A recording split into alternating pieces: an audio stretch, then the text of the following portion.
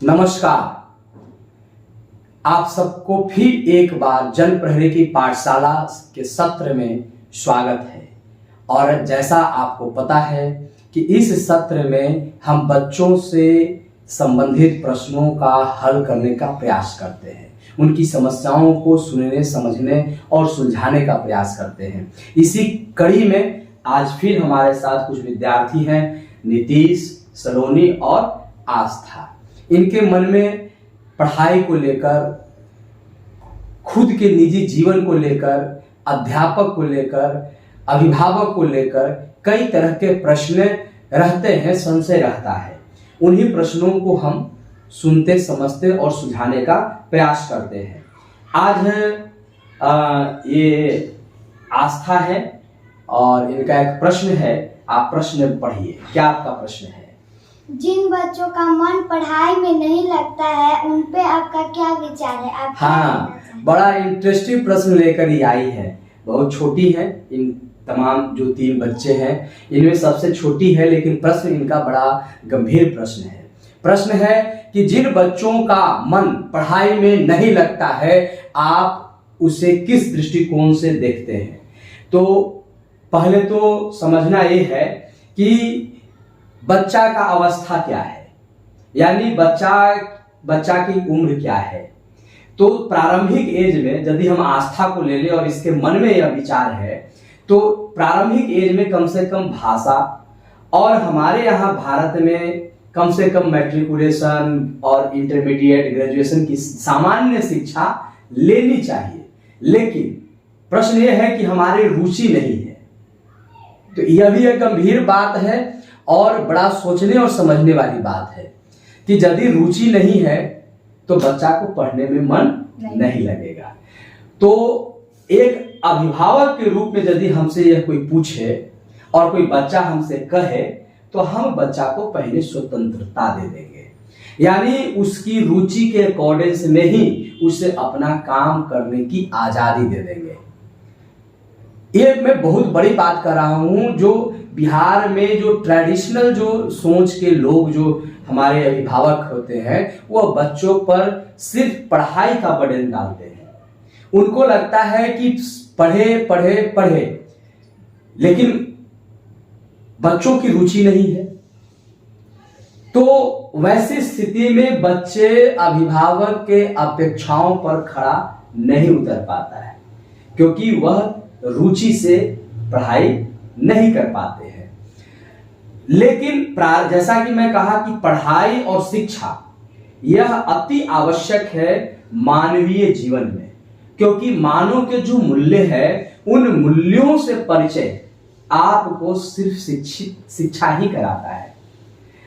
इसलिए जीविकोपार्जन के लिए इसको हम जोड़कर आपको नहीं कहेंगे। हम पढ़ाई को इसलिए कहेंगे कि आपको थोड़ा सा मन लगाना होगा, आपको उसमें अपनी रुचि को बढ़ानी होगी, आपको दिलचस्पी रखनी होगी, ताकि हम कम से कम मानवीय मूल्यों को समझने के लिए पढ़ाई करें। हमें कम से कम इतना जरूर ज्ञान हो कि हमें भाषा की दरिद्रता नहीं हो। हमें कम से कम इतना ज्ञान हो, इतना हमसे कम से कम पढ़ लेना चाहिए कि हमें सामाजिक, आर्थिक, शैक्षणिक और राजनीतिक परिवेशों का जानकारी हो। हमें भारत के, देश के, विश्व के इतिहास और भूगोल का भी ज्ञान होना चाहिए। हमें कम से कम इतना पढ़ लेना चाहिए, अध्ययन कर लेना चाहिए, कम से कम इतना शिक्षित हो जाना जरूरी है कि हम अपने संस्कारों का अनुकरण कर सकें, अपने संस्कृतियों का अनुकरण कर सके, हम अपनी परंपराओं को अनुकरण कर सके। हम वेद, पुराण, महाभारत, गीता, अपने शास्त्रों को, बाइबल, कुरान, जो भी जो पढ़ने वाले लोग हैं या जो मानने वाले लोग हैं, कम से कम उसके सार को समझ सके, उसके भाव को समझ सके, उसके जीवन में उतारने में हमें सरलता हो। इसलिए पढ़ना जरूरी है।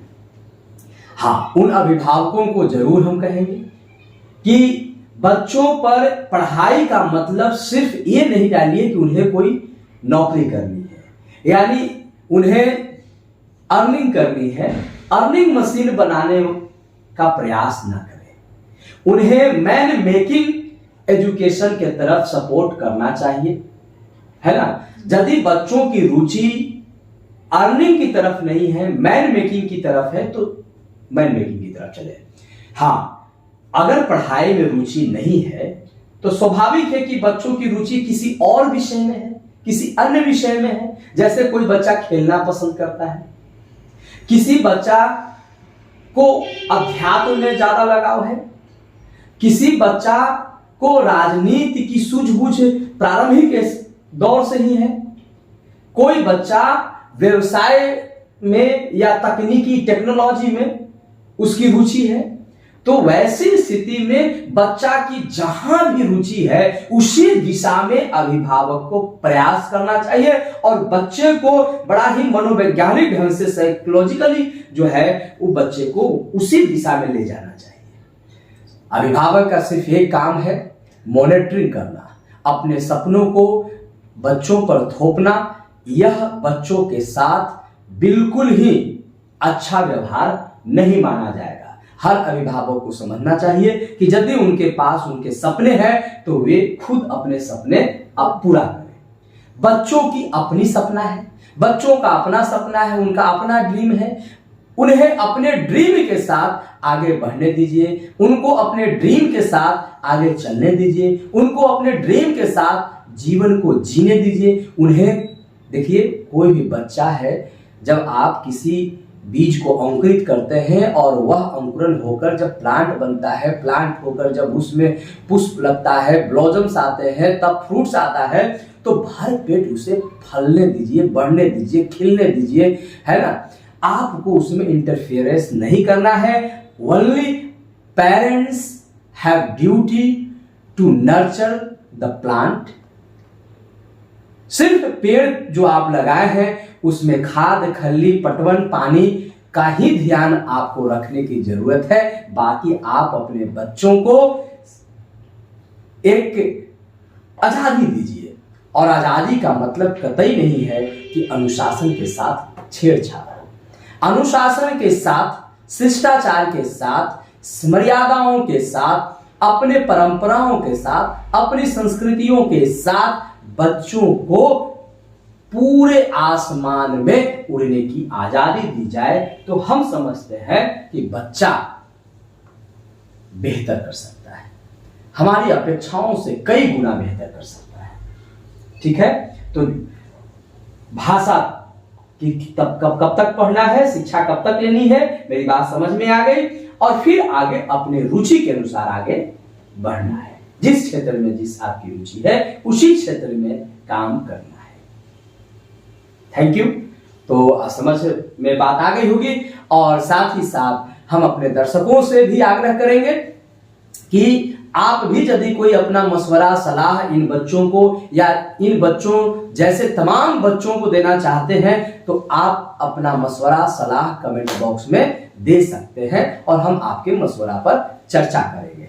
जैसे हम कल के वीडियो में जन प्रहरी की पाठशाला में कुछ कमेंट्स आए हैं, कुछ तो अप्रिशिएट किया गया है कि थैंक यू सर बच्चों को सपोर्ट करने में के लिए। एक रेनू जी हैं, राम सिंह कह रहे हैं कि very helpful video for students. Sandhya Devi कह रही हैं कि thank you for Jan Prahari media for such type of informative program for students. Thank you to all. एक शिवम कुमार कह रहे हैं, इनका एक प्रश्न है कि सर मेरा एक क्वेश्चन है कि जिन बच्चों को मोबाइल फोन मिल जाता है, खास करके उन बच्चों को जिनका बोर्ड के एग्जाम रहता है, उन पर क्या प्रभाव पड़ता है, आप क्या कहना चाहते हैं? तो शिवम जी, यह वीडियो बहुत ही बड़ा हो रहा है, लेकिन अगला वीडियो हम बच्चों को मोबाइल फोन, जैसा कि आप कह रहे हैं कि बच्चों को यदि मोबाइल फोन दे दिया जाए तो बच्चों पर क्या प्रभाव पड़ता है, इसके लिए मैं अलग से एक विशेष रूप से वीडियो बनाऊंगा और वह वीडियो आपको जन प्रहरी की पाठशाला, जी जन प्रहरी मीडिया की जो सत्र है जन प्रहरी की पाठशाला, उसमें आपको जरूर आपके प्रश्न पर हम चर्चा करने का प्रयास करेंगे। फिलहाल वक्त हो गया है विदा होने का। आप सबको सादर प्रणाम। जय हिंद।